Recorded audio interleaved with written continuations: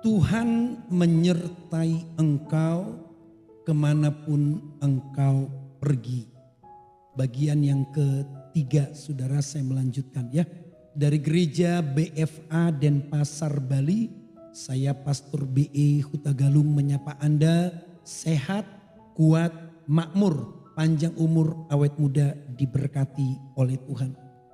Nah, pada bagian yang ketiga ini saya akan mengajak Anda melihat bagaimana orang-orang yang disertai Tuhan itu keren.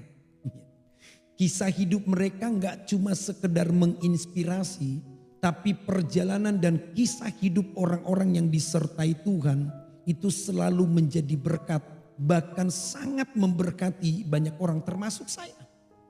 Anda ingat ada 3 orang teman atau sahabatnya Daniel yang sama-sama dibuang ke kerajaan Babilonia.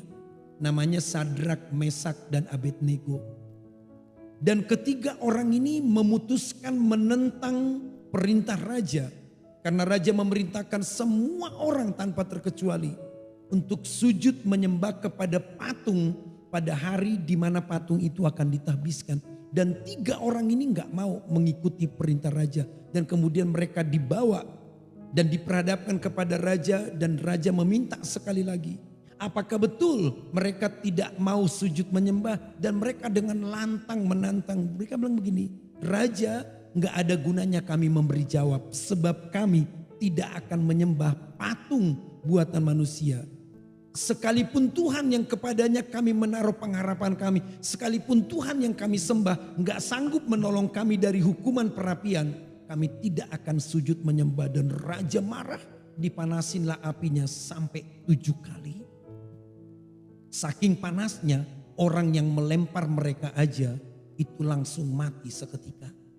Tapi ketika 3 orang ini dimasukkan ke dalam perapian yang bernyala-nyala, mereka tidak 3 tapi 4. Ada Tuhan yang menyertai mereka. Jadi orang-orang yang mengandalkan Tuhan, yang menaruh harapannya pada Tuhan, yang hatinya melekat kepada Tuhan, enggak luput dari penyertaan Tuhan. Dalam kehidupanmu, dalam pergumulanmu, dalam kesulitanmu, dalam kesusahanmu, Tuhan yang menyertai engkau akan semakin nyata menyatakan pribadinya. Maka yuk hari ini sadari, kemanapun engkau pergi, Tuhan Allahmu menyertai engkau. Amin. Tuhan Yesus memberkati dan shalom.